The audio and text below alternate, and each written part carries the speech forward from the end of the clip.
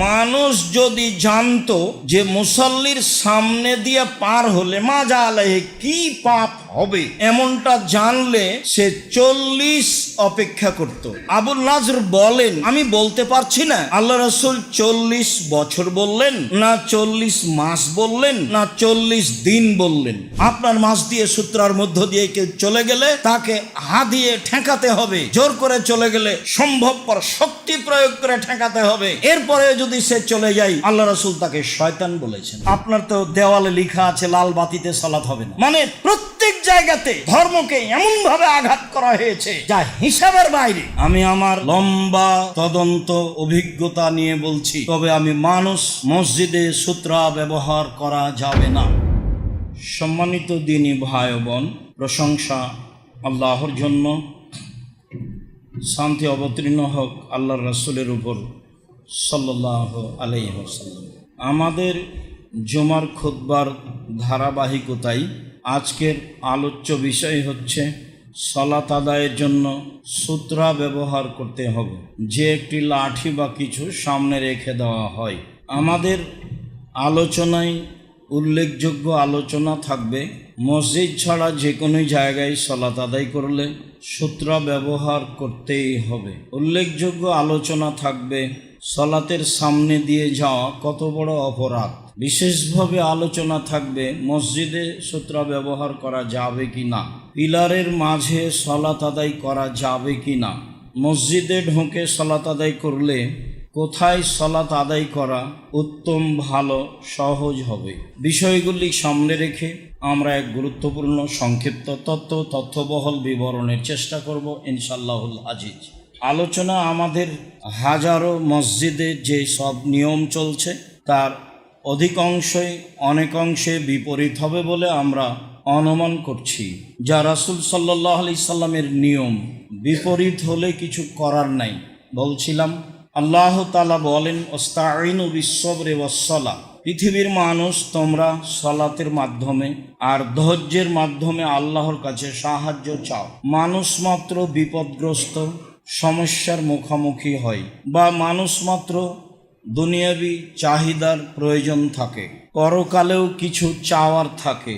অতএব তোমরা আল্লাহর কাছে চাও সালাতের মাধ্যমে আর ধৈর্যের মাধ্যমে। চাওয়ার একটি বড় মাধ্যম সালাত, পীর বা অলিয়া আউলিয়া নয়। 2 রাকাত সালাত আদায় করেই নিজের বিষয়টি আল্লাহর কাছে বলতে হবে। বলাতে পৃথিবীর সবাই সমান। রাজা ধীরাজ, ফকির মিসকিন, জঙ্গলে আছে, ড্রেনে পড়ে আছে, সবারই সমান অধিকার আল্লাহর কাছে একইভাবে বলতে পারে। যা আল্লাহ তাআলা বলেন, যা আল্লাহর নবী বলেন, বললেই হবে তা নয়, দেরি হতে পারে। ইয়াকুব আলাইহিস সালাম ছেলে ফেরত চেয়েছিলেন, হারিয়ে যাওয়া সন্তান ইউসুফকে। তাতে মোটামুটি প্রায় 25 বছর সময় লেগেছিল। মুহাম্মদ সাল্লাল্লাহু আলাইহি সাল্লাম খুব বিপদগ্রস্ত হয়ে অপমানজনক অবস্থায় দোয়া করেছিলেন, তা মোটামুটি কবুল হয়েছিল 12 বছর পরে। আমি সাধারণ মানুষ, চাইলেই হবে, এখনই হবে এমনটা নয়, তবে হতেও পারে। সম্মানিত দ্বীনী ভাই বোন, চাইতে হবে ধৈর্যের মাধ্যমে, সালাতের মাধ্যমে। আল্লাহ তাআলা বলেন, কাদ আফলাহাল মুমিনুন আল্লাযীনা হুম ফি সালাতিহিম খাশিউন। যারা ভয় ভীতি নিয়ে ভালো করে সালাত আদায় করলো তারাই সফল হলো। সালাত আদায় করে সবাই সফল হবে এ কথা নয়। সালাত যদি রাসূলের সাথে মিল না খায়, নিয়ম কানুনে মিল না খায়, তাহলে সালাতে কবুল হবে না। তা একাধিক দিন শুনেছি, সময়ের গতিতে আরও শুনব ইনশাআল্লাহুল আজিজ। সূত্রা তালহা ইবনে উবাইদিল্লাহ রাদিয়াল্লাহু তাআলা আনহু বলেন, রাসূল সাল্লাল্লাহু আলাইহি ওয়াসাল্লাম বলেছেন, ইযা ওয়াদা আহাদুকুম বাইনা ইয়াদাইহি মিসলা মুআখারাতির রাহালে ফাইসাল্লি ওয়ালা ইউবালি মান মাররা আলাইহি। তোমাদের কোনো ব্যক্তি যদি বাহিরে কোথাও সালাত আদায় করে আর সে যদি সামনে সূত্রা ব্যবহার করে, তাহলে সে সালাত আদায় করবে। সামনে দিয়ে কে গেল না গেল তার কোনো পারোয়া নেই। হাদিস বুখারী মুসলিম। অত্র হাদিসে বোঝা যায় যে সূত্রার বাইরে দিয়ে কেউ গেলে আমার আপনার সলাতের কোনো সমস্যা নেই। হাদিস বুখারী মুসলিম। বাহিরে কোথাও সলাত আদায় করলে সূত্রা ব্যবহার করতে হবে। তালহা ইবনে উবাইদুল্লাহ রাদিয়াল্লাহু তাআলা আনহু বলেন, কুন্না নুসল্লি, আমরা সফরে সলাত আদায় করতাম, অদাওয়াব্ব তামুরুনা বাইনা ইয়াদিনা, আর আমাদের সামনে দিয়ে পশু প্রাণী, আমাদের প্রাণী, অন্যান্য পশু প্রাণী সামনে দিয়ে পার হতো। বিষয়টি কেমন হচ্ছে বলে দোকেরা লে রাসূলিল্লাহ সাল্লাল্লাহু আলাইহি সাল্লাম জালেকা, রাসূলের কাছে পেশ করা হলো। আমরা সফরে সলাত আদায় করি, আমাদের সামনে দিয়ে পশু প্রাণী যায়। তখন রাসূল সাল্লাল্লাহু আলাইহি সাল্লাম বললেন, শোনো, এদা কানা বাইনা এদাই আহাদিকুম মিসলু মুআখারাতিল রাহালে ফালা ইয়াদুররু মান মাররা বাইনা এদাইহে, তোমাদের কারো সামনে যদি থাকে উটের পিঠে হাওদা বাঁধার জন্য যে অর্ধ হাত পরিমাণ বা এমন কাছাকাছি একটি লাঠি ব্যবহার করা হয়, এই পরিমাণ একটি লাঠি যদি সামনে থাকে তাহলে তোমাদের সলাতের জন্য কোনো সমস্যা নেই, সামনে দিয়ে যেই যাক না কেন। অত্র হাদিসে বোঝা যায় রাসূল সাল্লাল্লাহু আলাইহি সাল্লাম সূত্রা ব্যবহারের জন্য আদেশ করলেন। আব্দুল্লাহ ইবনে উমর রাদিয়াল্লাহু তাআলা আনহু বলেন, কানা নবী সাল্লাল্লাহু আলাইহি সাল্লাম ইয়াগদু ইলাল মুসাল্লা, আল্লাহর নবী ঈদের সলাতের জন্য মাঠে যেতেন। ঈদের সলাতের ব্যাপারে আমরা বলেছি, অনেক বলেছি। আজকের জন্য এতটুক যে ঈদের সলাত মাঠে, খোলা মাঠেই পড়তে হবে। দখলের জন্য প্রাচীর দেওয়া যায়, এছাড়া ঈদের মাঠ পাকা করা যাবে না, ঈদের মাঠে মিম্বার নেওয়া যাবে না, ঈদের মাঠে ইমামের জন্য মেহরাবের জায়গা করা যাবে না, ঈদের মাঠকে বাসর ঘরের মতো বাঁশখাটা দিয়ে বিভিন্ন কিছু দিয়ে সাজানো যাবে না, সবই নাজায়েজ। তাতে বলা হয়েছে আল্লাহর নবী মসজিদে নববীর উপর দিয়ে পায়ে হেঁটে গিয়ে প্রায় 500 গজ দূরে গিয়ে খোলা মাঠে সলাত আদায় করলেন। তিনি মসজিদে নববীতে সলাত আদায় করলেন না, অথচ পৃথিবীতে দ্বিতীয় দামি মসজিদ, যেখানে 2 রাকাত সলাত আদায় করলে, পৃথিবীর যে কোনো জায়গায় 2 রাকাত সলাত আদায় করলে 1000 গুণ বেশি নেকি হবে কাবা ঘর ব্যতীত। রাসূল সাল্লাল্লাহু আলাইহি সাল্লাম ঈদের মাঠে গেলেন। ও বাইনা ইয়াদাইহি ওয়াল আনাজাতু বাইনা ইয়াদাইহি তুহমালো, তার সামনে সামনে বর্ষা সূত্রা নিয়ে যাওয়া হতো। অতুন সববিল মুসাল্লা বাইনা ইয়াদাইহি, সলাতের স্থানে, তার সলাতের স্থানে সামনে সূত্রা বর্ষা গেড়ে দেওয়া হতো। ফা ইসাল্লি ইলাইহা, তিনি সেটাকে সামনে রেখে সলাত আদায় করতেন। বুখারী মুসলিম। আব্দুল্লাহ ইবনে উমর রাদিয়াল্লাহু তাআলা আনহু বলেন, রাসূল সাল্লাল্লাহু আলাইহি ওয়াসাল্লাম ইউরিদু রাহিলাতাহু ফাইসাল্লি ইলাইহা, অনেক সময় তিনি সফরে বাহিরে তার বাহনটাকে সামনের দিকে করতেন, কেবলার দিকে করতেন, বাহনকে সামনে রেখে সলাত আদায় করতেন। বুখারী মুসলিম। বোঝা যাচ্ছে যে সফরে আপনার কাছে যা কিছু আছে তাকেই সামনে রেখে দিয়ে সলাত আদায় করতে হবে সূত্রা গ্রহণ করে। বলছিলাম মসজিদের বাহিরে সূত্রা ব্যবহার করতে হবে। আব্দুল্লাহ ইবনে উমর রাদিয়াল্লাহু তাআলা আনহু বলেন, কানা নবী সাল্লাল্লাহু আলাইহি সাল্লাম তুখরাজু লাহু হারাবাতুন ফিস সাফারে ফা ইনসিবুহা ওয়া ইসাল্লি ইলাইহা, আল্লাহর নবী যখন বাহিরে থাকতেন, সফরে কোথাও সালাত আদায় করতেন, তখন তার সামনে, তার নিকটে বর্ষা পেশ করা হতো। বললম বর্ষা 1 হাতের চেয়ে একটু বেশি লম্বা কিছু হতে পারে, বর্ষা তার সামনে পেশ করা হতো। তিনি সেটা কেবলার দিকে মাটিতে গেড়ে দিতেন, সেইটাকে সামনে রেখে সলাত আদায় করতেন। বুখারী মুসলিম। হাদিসগুলি প্রমাণ করে যে বাহিরে সূত্রা ব্যবহার করতে হবে এবং অবশ্যই সূত্রাকে সামনে রেখে সালাত আদায় করতে হবে। জোহাইফা রাদিয়াল্লাহু তাআলা আনহু বলেন, রাআইতুন নাবিয়্য সাল্লাল্লাহু আলাইহি ওয়াসাল্লাম বে মক্কাতা ফিল আবতাহে, আমি আল্লাহর নবীকে মক্কার এরিয়ায় আবতাহ নামক জায়গায় দেখেছি। খিমাতিন মিন আদামি, চামড়ার তৈরি তাঁবুর ভিতরে। আমি আল্লাহ রাসূলকে দেখেছি কাবা ঘরের নিকটে, মিনা এবং মক্কার মাঝামাঝিতে, খুবই নিকটে। মক্কার এরিয়ায় দেখেছি, হারাম এরিয়ায় দেখেছি যে তিনি একটা চামড়ার তাঁবুর মধ্যে রয়েছেন। ওরাইতো বেলালান আখাজা ওযু রাসূলুল্লাহ সাল্লাল্লাহু আলাইহি সাল্লাম, দেখলাম বেলাল অজুর পানি নিল। ইবতাদার নাস দাকাল ওযুয়া, দেখলাম জনগণকে বেলালের অজুর পানির দিকে ছুটে যাচ্ছে। ফামান আসাবা মিনহু শাইয়া তামাসসাহা বিহি, যারা রাসূলের অজু করার বাকি পানি পেল তারা বাকি পানি গায়ে হাতে মেখে নিচ্ছে দেখলাম। অলাম ইসুব মিনহু, আর যারা পায়নি তাদের দেখলাম যে তারা আখাজা মিন বালালে এদে সাহেবেহি, যারা রাসূলের অজুর বাঁচা বাকি পানি পেয়েছে হাতে গায়ে মুছে নিয়েছে, মেখে নিয়েছে, তারা তাদের ভিজা হাতের সাথে হাত লাগাচ্ছে, এমনটা দেখলাম। হাদিস বুখারী মুসলিম। জোহাইফা রাদিয়াল্লাহু তাআলা আনহু বাস্তব বিবরণ নকল করেন মক্কার এরিয়ায়।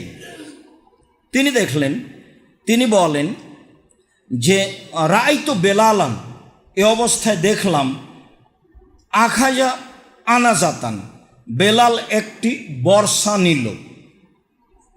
ফারাকাজাহা, বর্ষাটি গেড়ে দিল।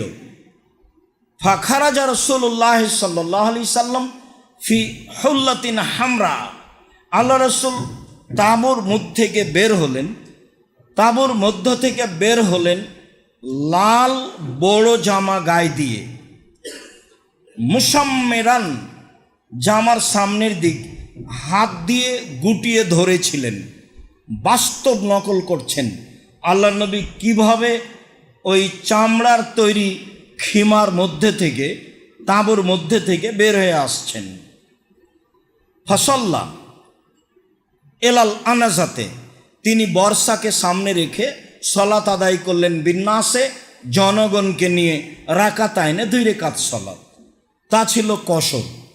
তিনি মদিনা থেকে এসেছেন, মক্কার ভিতরে নন, বাইরে, তবে হারাম এরিয়ায় তিনি 2 রাকাত সালাত আদায় করলেন। অন্য বর্ণনায় এসেছে আজ-জোহরা ওয়াল আসরা, জোহরের 2 পড়লেন, আসরের 2 পড়লেন। পরের অংশে তিনি বলছেন ওয়ারাইতু নাসা ওয়াদ দাওয়াব্বা ইয়ামুরুনা বাইনা ইয়াদিল আনাজা, কত মানুষ পশু প্রাণী সব ওই বর্ষার ওই দিক দিয়ে পিছন দিয়ে যাচ্ছে। হাদিস বুখারী মুসলিম। বলছিলাম হারাম এরিয়াতে মসজিদের বাহিরে তিনি সূত্রা ব্যবহার করেন। তিনি মুসাফির হিসাবে জোহর আসর 2 রাকাত সালাত আদায় করেন। অজুর পানি বেঁচে গেলে সাহাবীরা তা গায়ে হাতে মেখে নিতেন। অত্র বুখারী মুসলিমের হাদিস প্রমাণ করে তা কল্যাণের জন্য। এর অর্থ এই নয় যে কোনো পীর ফকিরের অজুর অবশিষ্ট পানি আপনি নেবেন তাতে বরকত রয়েছে, এমনটা কোনো সাহাবী তাবির দেখা যায় না। উমারেরই যদি না চলে তাহলে আপনার কেমনে চলে? বুখারীর একটা হাদিস আছে যে আল্লাহ রাসূল উটে উঠেছিলেন, পিছনে স্ত্রী সাফিয়া ছিলেন, উটটা উষ্টা খেয়ে গেল, আল্লাহ রাসূল একদিকে গিয়ে পড়লেন, সাফিয়া আরেক দিকে গিয়ে পড়ে গেলেন। সাহাবে আবু তালহা বলছেন আমি রাসূলের কাছে দৌড়িয়ে গেলাম, তিনি বললেন আমার কাছে এসেছো কেন? দেখো সাফিয়ার অবস্থা। আমার কাছে যে কাপড় ছিল সে কাপড় আমি সাফিয়ার গায়ে চাপিয়ে দিয়ে আমি তাকে উঠানোর চেষ্টা করলাম। তো ছেলেরাকে বলছি দেখো তো পীর সাহেবের মর্যাদা বেশি না রাসূলের মর্যাদা বেশি? রাসূল তো উটের উপর থেকে পড়েই গেলেন। রাসূল মানুষ, ঘটতেই পারে, ঘটাই স্বাভাবিক। তাহলে কি তুমি বলবা যে পীর সাহেব হলে উটের উপর থেকে পড়তেন না? কথাও তো ঠিক। জায়নামাজ বিছিয়ে যদি পদ্মা মেঘনা সাগর পার হয়ে যেতে পারে জায়নামাজে বসে, তাহলে উটের উপর থেকে পড়ে যাবে, এটা ভাবাই যায় না। শুনুন, ধর্ম পাগল নয়, ধর্ম একজনের কথা দিয়ে চলে, যার নাম মোহাম্মদ সাল্লাল্লাহু আলাইহি সাল্লাম। মসজিদের বাইরে সূত্রা ব্যবহার করতে হবে, এ কথাই ঠিক।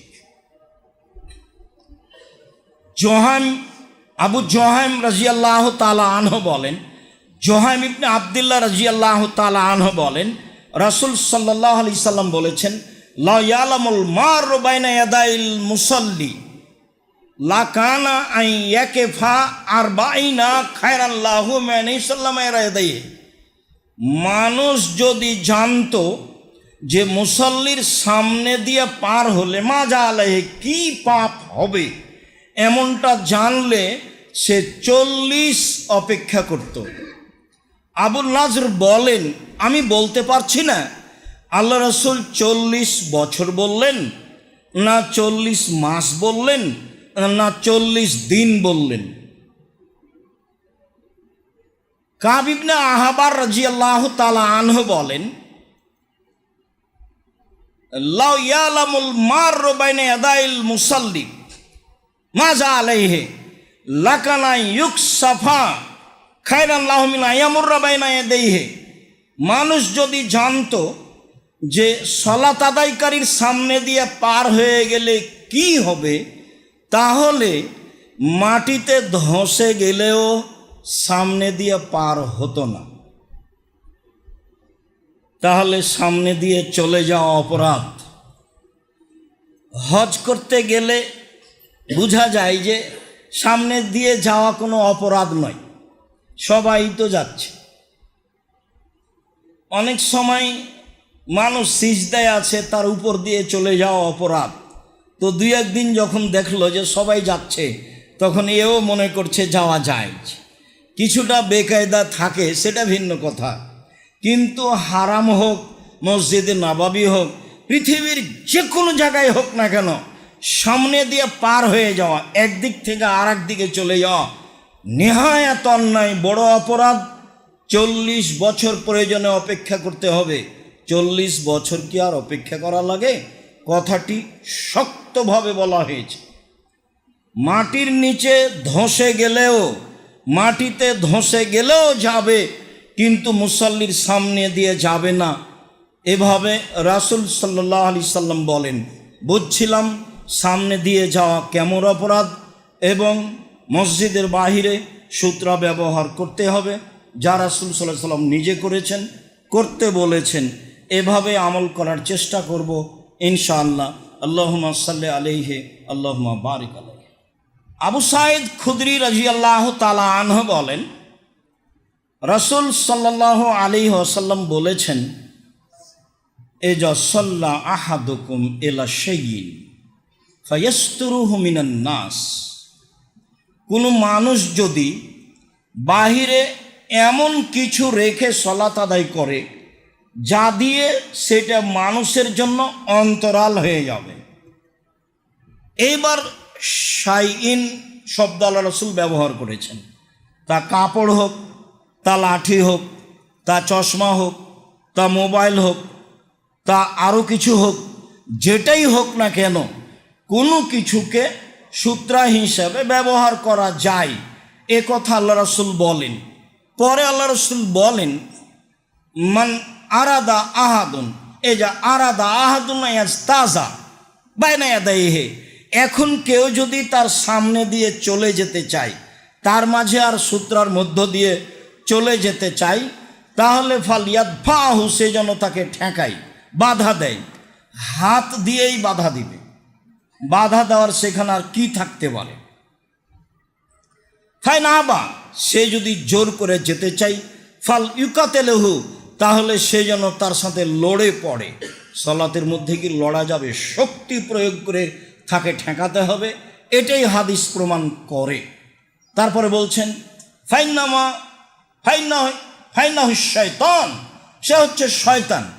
যে জোর করে চলে যাচ্ছে আল্লাহ রাসূল তাকে শয়তান বললেন। হাদিস বুখারী মুসলিম। বিবেচনা করেন দেখি।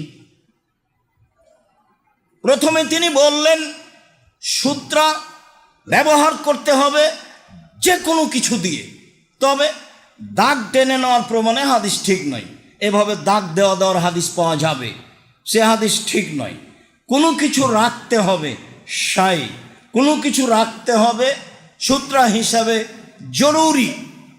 সূত্রা এবং আপনার মধ্য দিয়ে কেউ চলে গেলে তাকে হাত দিয়ে বাধা দিতে হবে, তারপরেও চলে গেলে সম্ভবপর তাকে ঠেকানোর চেষ্টা করতে হবে। আদেশ। আপনি স্বাভাবিকভাবে বসে থাকবেন ও চলে যাবে, এই সুযোগ দেওয়া হবে না। আপনি চক্ষু বন্ধ করে সালাত আদায় করবেন, এটাও নয়, চক্ষু খোলা থাকবে। একদিন বললাম তো, কবে যেন বললাম যে করোনার কথা যখন এসেছিল, আল্লাহ রাসূল টাকনোর নিচে কাপড় রাখতে নিষেধ করেছেন আর মুখ ঢেকে সালাত আদায় করতে নিষেধ করেছেন। তখন বলেছিলাম যে ওই সালাতের সময় মাস্ক ব্যবহার করা যাবে না, যাবেই না, যা হবে হবে। তখন তো বলেছি মাস্ক দিয়ে ভাগ্য বাড়াতে রাজি নই। এখন ব্যবহার করেন, ধুলাবালি আছে, আবর্জনা আছে, অনেক কিছু আছে। তাকদীরের পরিবর্তন ঘটাতে রাজি নেই নিজেকে, নিজের কোনো কর্ম দিয়ে। এসেছি যেতে হবে এই বলে কোনো কিছু দিয়ে ভাগ্যকে বাড়াতে রাজি নই। বলছিলাম সম্মানিত দিনী ভাই বোন, অত্র হাদিসে বোঝা যায় সূত্রা ব্যবহার করতেই হবে। আপনার মাছ দিয়ে সূত্রার মধ্য দিয়ে কেউ চলে গেলে তাকে হাত দিয়ে ঠেকাতে হবে। জোর করে চলে গেলে সম্ভবপর শক্তি প্রয়োগ করে ঠেকাতে হবে। এরপরে যদি সে চলে যায়, আল্লাহ রাসূল তাকে শয়তান বলেছেন। হাদিস বুখারী মুসলিম। অবশ্য আপনি বিষয়টি বিবেচনায় নিয়ে আসবেন বলে আমরা আশা করি। আবু হুরায়রা রাদিয়াল্লাহু তাআলা আনহু বলেন, রাসূল সাল্লাল্লাহু আলাইহি সাল্লাম বলেছেন, তাকতাউ সালাতা আল মারাতু আল হিমারু আল কালবু। তিন শ্রেণীর কিছু মানুষের সালাতকে নষ্ট করে দেয়। এক, মহিলা। দুই, কুকুর। তিন, গাধা। এই তিনটে কিছু যদি আপনার সামনে দিয়ে যায় তাহলে সালাত নষ্ট হয়ে যায়, এ কথা রাসূল সাল্লাল্লাহু আলাইহি সাল্লাম বলেন। হাদিস বুখারী মুসলিম। অত্র হাদিসের প্রতিবাদ আয়েশা রাদিয়াল্লাহু তাআলা আনহা করেছেন। আরও কিছু বলি, তারপরে বিষয়টি স্পষ্ট করব ইনশাআল্লাহ। আব্দুল্লাহ ইবনে আব্বাস রাদিয়াল্লাহু তাআলা আনহু বলেন, রাসূল সাল্লাল্লাহু আলাইহি সাল্লাম বলেছেন, একতাউস সালাতাল কালবুল আসওয়াদ ওয়াল মারআতুল হায়েদ। সালাত নষ্ট করে দেয় কালো কুকুর। কালো কুকুর বিষাক্ত বেশি।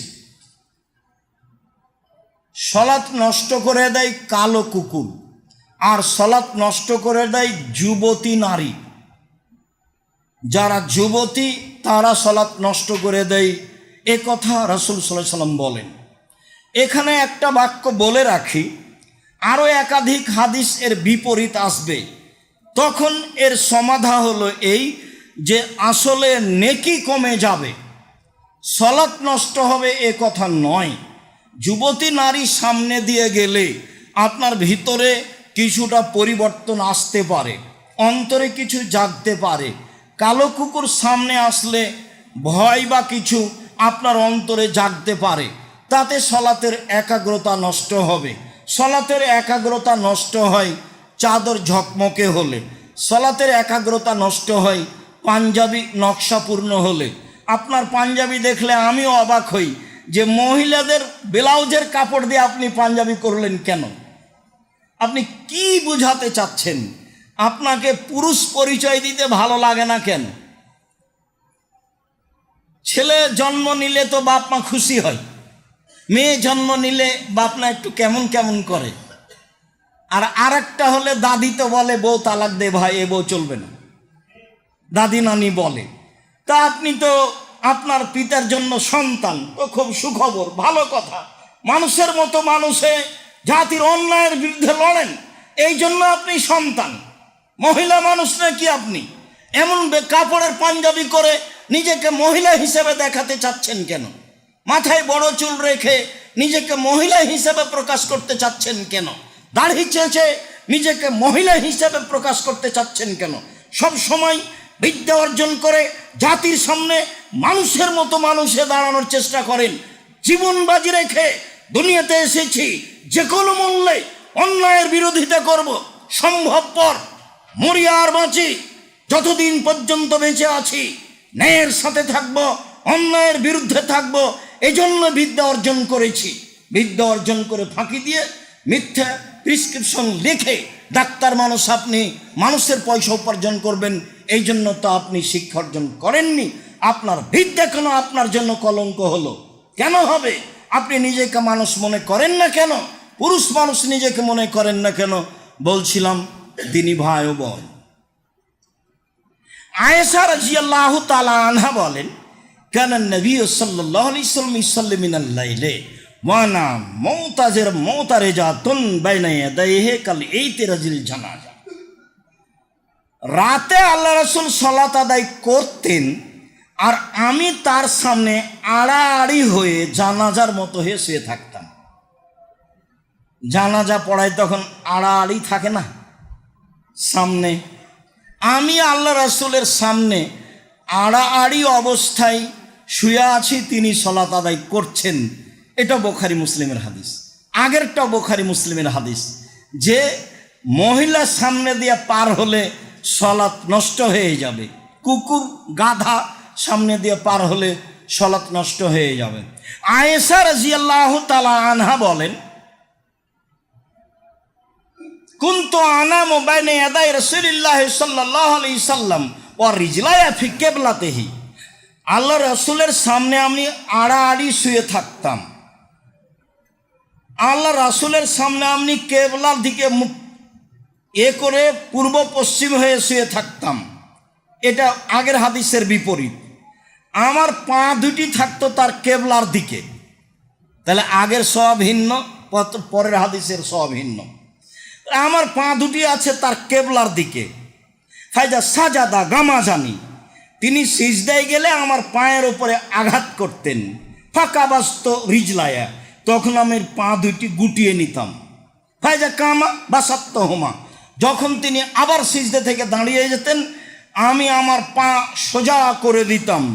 তিনি বলেন, অলাইসা মাসাবি কানাতিল বয়ুত লাইসা ফিহাল মাসাবি, তখন ঘরে আলো ছিল না, ঘর ছিল অন্ধকার।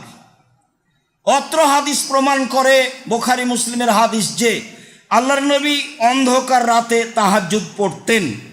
অত্র হাদিস প্রমাণ করে যে আয়েশা রাদিয়াল্লাহু তাআলা আনহা তার মুখের ওপরে পূর্ব পশ্চিম কেবলার দিকে পা করে শুয়ে থাকতেন। অত্র হাদিস প্রমাণ করে যে মহিলা মানুষ সামনে থাকলে সালাত নষ্ট হবে না। অত্র হাদিস প্রমাণ করে যে সালাতের মধ্যে স্ত্রী বা এরকম কোনো কাজ করলে সালাত নষ্ট হবে না। মোবাইল চলছে, রিং হচ্ছে, তাহলে বন্ধ করে দিলে সালাত নষ্ট হবে না। হাদিস বুখারী মুসলিম এটাই প্রমাণ করে। আয়েশা রাদিয়াল্লাহু তাআলা আনহা বলেন, কুনতু রাকিদাতান বাইনা ইয়াদাইহি, আমি তার সামনে শুয়ে থাকতাম, ঘুমিয়ে থাকতাম। ওয়া আলা ফিরাশিহি, তার বিছানের ওপরে আমি ঘুমিয়ে থাকতাম। অত্র হাদিস আড়াআড়ি প্রমাণ করে। যখন তিনি সালাত শেষ করতেন তখন আমাকে জাগাতেন, আমি উঠে বিতর পড়ে নিতাম। অত্র বুখারী মুসলিমের হাদিস প্রমাণ করে যে তিনি বিতর সালাত রেখে দিতেন, স্বামী তাকে জাগালে তিনি উঠে বিতর পড়তেন, আরও সালাত হয়তোবা আদায় করতেন। অত্র হাদিসে প্রমাণ হয় না। উম্মু সালমা রাদিয়াল্লাহু তাআলা আনহা বলেন, কানা নবী সাল্লাল্লাহু আলাইহি ওয়াসাল্লাম ওয়া আনা বিহিজাইহি নাইমা, আল্লাহ নবী সালাত আদায় করতেন, আমি তার সামনাসামনি শুয়ে থাকতাম। ও আসাবানি সৌব হয়ে যা সাজাদা, যখন তিনি সিজদায় যেতেন তখন তার কাপড় আমার গায়ের ওপরে পড়ত। বোঝা যাচ্ছে যে মহিলা সামনে থাকলে সলাৎ নষ্ট হবে না। মাইমুনা রাদিয়াল্লাহু তাআলা আনহা বলেন, কুনতু নায়েমাতুন ইলা জামবে রাসূলিল্লাহ সাল্লাল্লাহু আলাইহি সাল্লাম ওয়া আসাবানি সাওবহু ওয়া আনা হাইজ। আমি ঋতুবতী, তখন আল্লাহ রাসূলের পাশে আমি শুয়ে থাকতাম, তিনি সালাত আদায় করতেন, সিজদায় গেলে তার কাপড় আমার গায়ে লাগতো, তাতে তিনি সালাত আদায় করতেন। সম্মানিত দিনী ভাই বোন, হাদিস প্রমাণ করে যে মহিলা সামনে দিয়ে গেলে সালাত নষ্ট হবে না, তবে নেকি কম হবে, এ কথাই ঠিক। এইবার পশু প্রাণী, গাধা, কুকুর সামনে দিয়ে যাবে, সালাত নষ্ট হবে না, মর্মে হাদিসগুলি জয়ীফ। তবে গাধা সামনে দিয়ে যাবে, সালাত নষ্ট হবে না, মর্মে হাদিস বুখারী মুসলিম। ইবনে আব্বাস রাদিয়াল্লাহু তাআলা আনহু বলেন, আকবালতু রাকিবান আলা আতানিন, আমি একটা গাধায় চড়ে রাসূলের নিকটে আসলাম। ওয়া আনা ইয়াউমাইজিন কাদ নাহাজতুল ইহতিলামা, সেদিন আমি যুবকের কাছাকাছি। নিজস্ব বিবরণ দিচ্ছে, হাদিস বুখারী মুসলিম। আমি একটা গাধায় চড়ে আসলাম, তখন আমি যুবকের কাছাকাছি। নবী সাল্লাল্লাহু আলাইহি ওয়াসাল্লাম বিন-নাস বিমিনা ইলা গায়রে জেদারিন, আল্লাহ নবী সালাত আদায় করছিলেন মিনায়, দেওয়াল ছাড়াই, সূত্রা দিয়ে। মিনায় ফাঁকা জায়গায় দেওয়াল ছাড়া সূত্রা সামনে রেখে সালাত আদায় করছিলেন। আমি চলে আসলাম। মারাত্ম বাইনা ইয়াদাই বাজে সাফিন, আমি কাতারের ভিতরে ঢুকে গেলাম।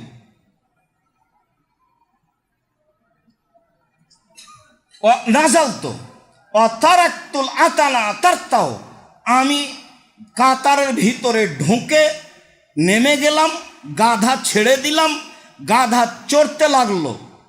দাখালতো, আমি সলাতের ভিতরে কাতারে ঢুকে গেলাম। লাম ইনকির আলাইয়া যালিকা আহাদুন, সেদিন আমার এটা কেউ কোনো অপছন্দ কিছু করেনি, কেউ বলেনি যে এমনটা করলে কেন, এটা কেমন হলো। অত্র বুখারী মুসলিমের হাদিস প্রমাণ করে যে গাধা সামনে দিয়ে গেলে সলাতের কোনো সমস্যা হবে না, নেকি কম হবে, হতে পারে, এ কথাই ঠিক।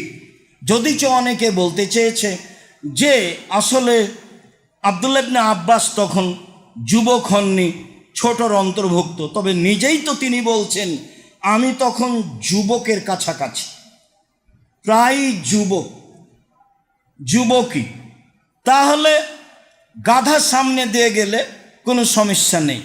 এইবার উনি যে কাতারের মধ্য দিয়ে হাঁটলেন, তাহলে কি হবে? ইমাম বুখারী অত্র হাদিসকে সামনে রেখে বলতে চাচ্ছেন যে সুত্রাতুল ইমামে মান কানা খালফাহু, সুত্রাতু মান কানা খালফাহু, ইমামি সূত্রা হচ্ছে যারা ইমামের পিছনে আছে তাদের জন্য। অতএব ইমামের সামনে দিয়ে যাওয়া নিষেধ, ইমামের সামনে যে সূত্রা আছে তার বাহির দিয়ে যাওয়া জায়েজ, আর কাতারের ভিতরে ঢুকে চলাচল করাতে কোনো সমস্যা নেই। কেন? কাতারের মুসল্লিদের সূত্রা হচ্ছে ইমাম, কাতারের মুসল্লিদের সূত্রা হচ্ছে ইমাম। লাইনে যারা আছে, যত লাইন আছে, সবার সূত্রা হচ্ছেন ইমাম। তাহলে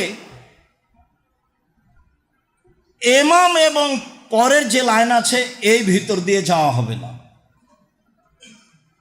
ইমামের সামনে দিয়ে যাওয়া নিষেধ, যেহেতু সব মুসল্লির সূত্রা হচ্ছেন ইমাম, আর ইমামের সূত্রা সামনে আছে, কাজেই কাতারের ভিতর দিয়ে ঢুকে কোনো সমস্যা, আপনার কারেন্টের কোনো সমস্যা হচ্ছে, যে কোনো মুসল্লি ভিতরে ঢুকে সেইটা বন্ধ করতে পারে, কোনো কাজ করতে পারে, লাইট অফ করতে পারে, তবে ইমামের সামনে দিয়ে যেতে পাবে না।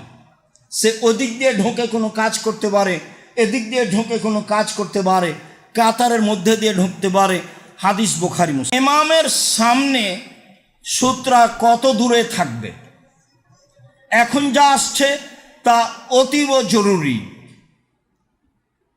ইমামের সামনে যে সূত্রা থাকবে, আমার সামনে যে সূত্রা থাকবে, তা কত দূরে থাকবে? সাহাল ইবনে সাদ রাদিয়াল্লাহু তাআলা আনহু বলেন, সাহাল ইবনে হাসমা রাদিয়াল্লাহু তাআলা আনহু বলেন, রাসূল সাল্লাল্লাহু আলাইহি সাল্লাম বলেছেন, এজা কানা আহাদুকুম ইলা সূত্রাতিন ফালইয়াদনু মিনহা, তোমাদের কেউ যদি সূত্রাকে সামনে রেখে সালাত আদায় করে তাহলে সে যেন সূত্রার কাছাকাছি হয়ে দাঁড়ায়। ফাইনা শয়তান লা ইয়াকতাউ সালাতাহু, তখন শয়তান তার সালাতের ক্ষতি করতে পারবে না। তো অত্র হাদিসে কি বোঝা গেল কতটুকু কাছাকাছি? চলেন বুখারী মুসলিমের এক হাদিসে সাহাল ইবনে সাদ রাদিয়াল্লাহু তাআলা আনহু বলেন, কানা বাইনা মুসাল্লা রাসূলুল্লাহ সাল্লাল্লাহু আলাইহি ওয়াসাল্লাম আল জেদার মামারুস সাদ, রাসূলের মুসাল্লা এবং পশ্চিম দেওয়ালের মাঝের মধ্যে জায়গা ছিল একটি ছাগল পার হয়ে যাওয়ার জায়গা।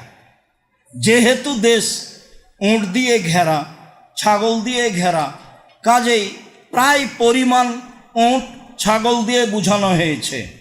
সময় আয়াত দিয়ে বুঝানো হয়েছে যে এত আয়াত পড়া যাবে, এই কাজের জন্য এত আয়াত হতে পারে। রাসূল সাল্লাল্লাহু আলাইহি ওয়াসাল্লামের সূত্রা ছিল, সালাতের জায়গা ছিল। যখন তিনি দাঁড়িয়েছেন পশ্চিম দেওয়ালের সামনে, তখন তার মুসাল্লা এবং পশ্চিম দেওয়ালের মাঝে একটা ছাগল পার হতে পারবে এরকম একটা জায়গা ছিল। তাহলে অনুমান করা যেতে পারে 10 ইঞ্চি, 12 ইঞ্চি, 1 ফুট এরকম কাছাকাছি। অবশ্যই আবার কথা নকল করবেন না যে আব্দুর রাজ্জাক সাহেব বলেছেন 1 ফুট, আমি তা বলিনি।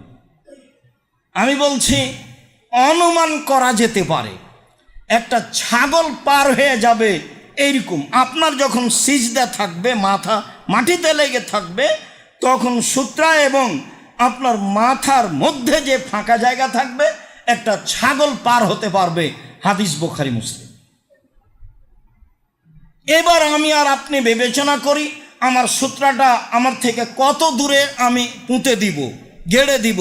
এই হিসাব করে আপনি সূত্রটা রাখবেন, এই হিসাব করে আপনি চেয়ারটা রাখবেন, এই হিসাব করে আপনার খাতা কলম, চশমা, মোবাইল যেটা আপনি সূত্রা হিসেবে ব্যবহার করবেন সেইটা রাখবেন।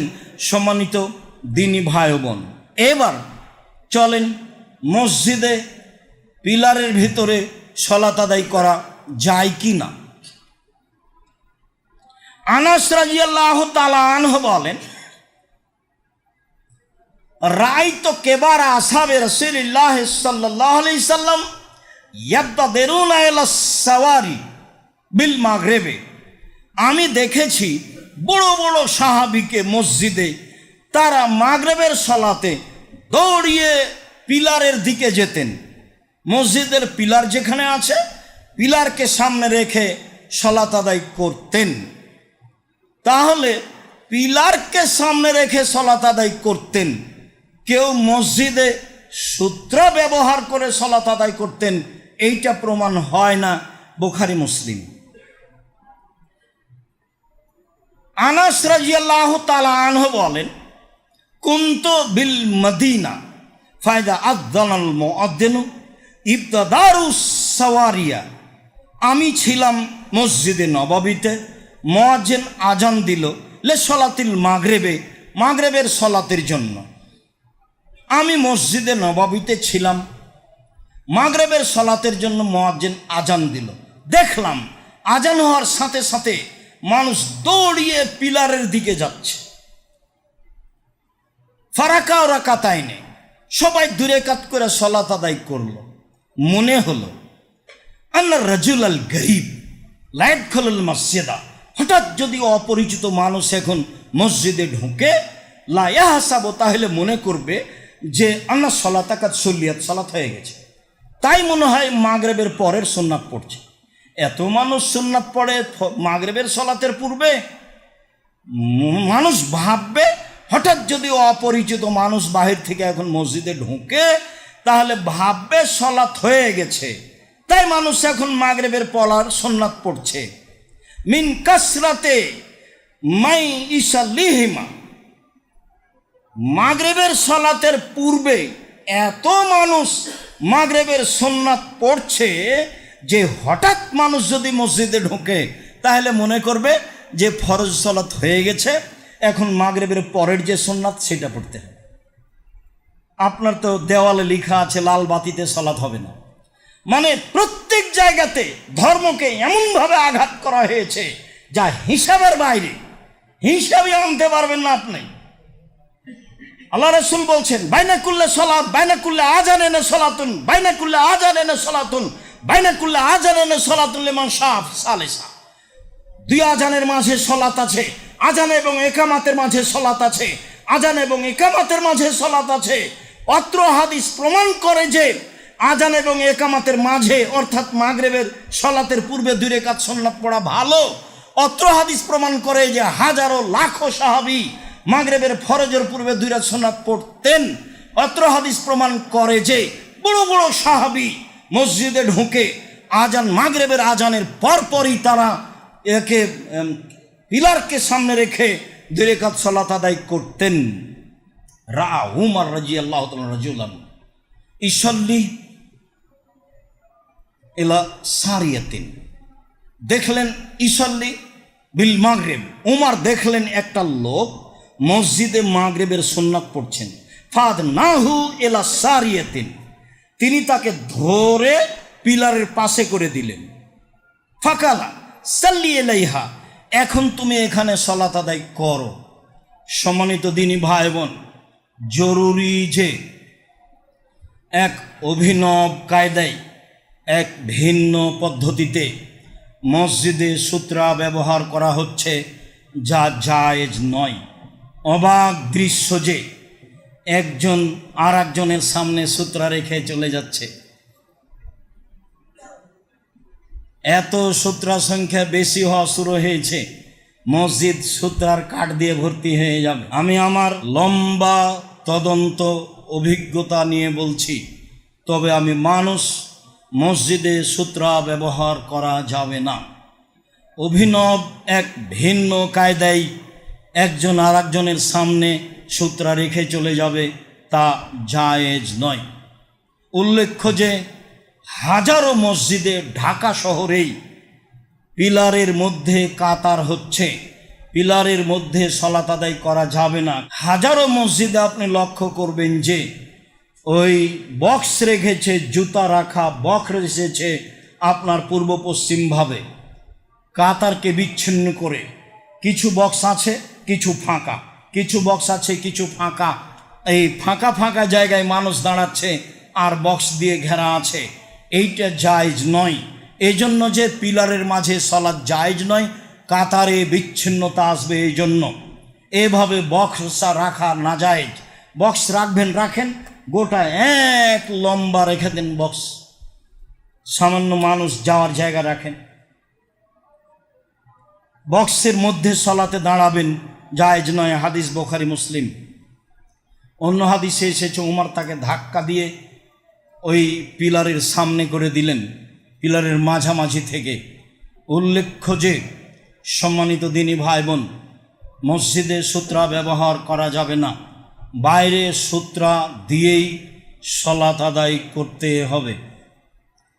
সম্মানিত দিনী ভাই বোন, ইমামি হচ্ছে মুক্তাদিদের সূত্রা। কাতারের ভিড় দিয়ে মানুষ যাতায়াত করলে কোনো সমস্যা হয় না। উল্লেখ্য যে মুসল্লির সামনে দিয়ে যাওয়া মহাপাপ, 40 বছর প্রয়োজনে দাঁড়াতে হবে, এটাই সারমর্ম বুঝায়। প্রয়োজনে মাটিতে ধসে যাবে, এটাই প্রমাণ বুঝায়। অর্থাৎ যে কোনো মূল্যে যতই কষ্ট সমস্যা হোক সামনে দিয়ে যাবে না। তবে সামনে দিয়ে পারাপারকে বলা হয় মরুর। সামনে পাশ দিয়ে যখন আপনি চলে গেলেন হেঁটে, তখন এটা মরুর নয়।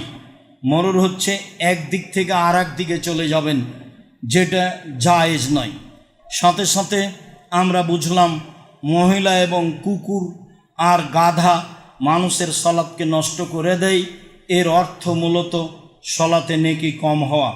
সম্মানিত দিনী ভাই বোন, অবশ্যই এই আলোচনা গুরুত্ব সহকারে গ্রহণ করবেন। আমি সম্ভবপর চেষ্টা করেছি মানুষ হিসাবে সঠিকটা আপনার সামনে পেশ করতে গিয়ে আমি কোনো মতামত আপনার সামনে পেশ করিনি, কোনো দলের কথা আপনার সামনে পেশ করিনি।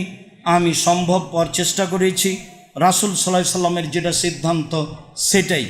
তাতে বলেছি কাবা ঘরে রাসূল সূত্রা ব্যবহার করেননি, মসজিদে রাসূল সাল্লাল্লাহু আলাইহি সাল্লাম সূত্রা ব্যবহার করেননি, সাহাবীগণ করেননি। মসজিদে সূত্রা ব্যবহার করা যাবে না। আপনি নিজের সতর্কতার জন্য পশ্চিম দেওয়ালের পাশে গিয়ে সালাত আদায় করেন, নিজের সতর্কতার জন্য পিলারকে সামনে রেখে সালাত আদায় করেন। অবশ্যই পিলারের মাঝে কাতার বাতিল, পিলারের মাঝে সালাত আদায় করা যাবে না। আরেকটা কথা মাথায় বারবার জাগছে, সেটা হলো এই যে যখন ইমামের জন্য সামনে সম্পূর্ণ যাওয়ার জন্য ব্যবস্থা থাকে না, তখন ইমাম 2-4 আঙ্গুল সামনে দাঁড়িয়ে থাকেন আর বাকি মুক্তাদিরা তার পায়ের আঙ্গুল থেকে 4-5 আঙ্গুল পিছে দাঁড়িয়ে থাকেন। এটা জায়েজ নয়। যখন সম্পূর্ণ সামনে জায়গা আছে সম্পূর্ণ সামনে যাবে, যখন সামনে জায়গা নেই তখন ইমাম মুক্তাদি একসাথে থাকবে। 4-6 আঙ্গুল আগে ইমাম দাঁড়াবে, এর প্রমাণে কোনো হাদিস নেই। ইসলামের বহু অংশ রূপকভাবে চলছে, তার রূপকভাবে এই অংশগুলি চলছে মর্মে আমি আমার সকল দিনী ভাই বোনকে বিশেষভাবে দৃষ্টি রেখে সহিহ হাদিসের প্রতি আমল করার অনুরোধ জানাচ্ছি। মর্মে বলছি, আমরা আপনাদেরকে দিনের খিদমত সেবা পেশ করতে চাই আপনাদের সামনে, মুখে কলমে মিডিয়ায় শিক্ষার মাধ্যমে। তাই জামিয়া সালাফিকে আপনাকে অন্তর থেকে ভালোবাসার জন্য আমি অনুরোধ জানাচ্ছি। জামিয়া সালাফের অন্তর্গত যত শিক্ষামূলক ব্যবস্থা আছে, দিনের খিদমতমূলক ব্যবস্থা আছে, আপনি মানুষ হিসাবে সম্ভবপর তাকে মূল্যায়ন করবেন। আমি আশাবাদী আপনার মূল্যায়নে প্রথম হবে আপনি দোয়া করবেন, যাতে করে জামিয়া সালাফের অন্তর্গত দাওয়া ইলাল্লাহ একবারে টেকনাফ থেকে তেঁতুলিয়া পর্যন্ত প্রত্যেকটা গ্রামে মসজিদ ভিত্তিক মক্তব পরিচালনা হয়। প্রত্যেকের ছেলে মেয়ে যেন ভালো করে কোরআন পড়তে শিখে এবং তার আকীদা যেন সংশোধন হয়, এটাই হলো মৌলিক লক্ষ্য, যার কারণে জীবন বাজি রেখে চেষ্টা করা হচ্ছে। আর অন্যান্য যেগুলো বিশেষ করে জামিয়া সালাফের প্রতিষ্ঠানগুলি, মসজিদের কাজগুলি। দ্বিতীয় হচ্ছে এই সহযোগিতায় থাকবেন অল্প হলেও। তখন আপনাকে 5 টাকা 2 টাকা 1 টাকা দান করতে হবে এটা নয়। আপনার মনটা যেন না বলে যে আমি একবারই কম দিয়েছি, আপনার মনটা যেন বলে আমি কিছু দিয়েছি। আপনি নিজে কষ্ট পান, এটা আমি চাই না। যদিও আপনার ছোট টাকা আমি মূল্যায়ন করি, বড় টাকা আমি মূল্যায়ন করি। আমি মনে করি আপনার ছোট দানটাতে বরকত আছে, আমি এই জন্য মেনে নিই। আমি মনে করি আপনার বড় দানটাতে অনেক কাজ হয়। 519 জন ইয়াতিম খায়, আমি নিজে খাওয়াই না। জামিয়া সালাফের নিজস্ব পয়সা নেই। আপনি সহযোগিতা করেন, সেই সহযোগিতায় এই এতিম ছেলে মেয়েগুলি লালন পালন হয়, যা সহজ স্বাভাবিক নয়। প্রায় 40 লাখ টাকা মাসে বেতন লাগে, যেটা আপনার সহযোগিতায় থাকে। এটা ব্যক্তিগতভাবে সহজ নয়। জামিয়া সালাফে কোনো সংস্থা দিয়ে চলে না, কোনো বিত্তশালী ব্যক্তি দিয়ে চলে না, সরকারের অনুদান দিয়ে চলে না, বৈদেশিক অনুদান দিয়ে চলে না। আপনার আন্তরিক দোয়া আর আপনার সাধারণ দান মর্মে আমি আপনাকে অনুরোধ জানাই, দুনিয়ার যে কোনো সমস্যার মোকাবেলা করার জন্য আপনি দানকে সামনে রাখবেন, আপনার পথ সহজ হবে ইনশাআল্লাহ। আল্লাহ রসুলের বাক্যটা দিন রাত বলছি, মনে রাখবেন, আল ইয়াদুল উলিয়া খায়রুম মিন ইয়াদিস সুফলা। দেওয়া হাত ভালো নেওয়া হাতের চেয়ে। কি ভালো? আমার সারা জীবনের সব কাজের জন্য ভালো। বুখারী মুসলিম। এই কথা বলে আজকের খুতবা শেষ করতে যাচ্ছি।